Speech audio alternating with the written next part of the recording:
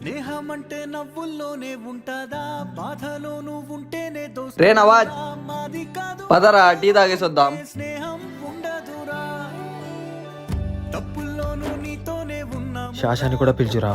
రే శశా, ఉన్నామురా రా నీకేమన్నా పేరు పెట్టి పిలవాలా?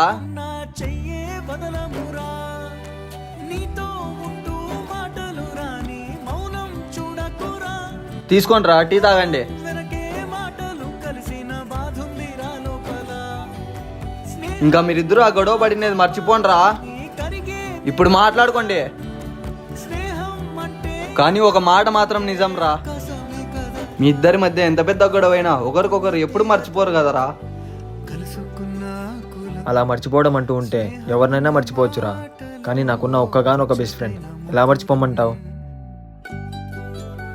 ప్రపంచం నిన్ను దూరం చేసిన నిజమైన స్నేహితుడు నిన్నే చేరదీస్తాడు.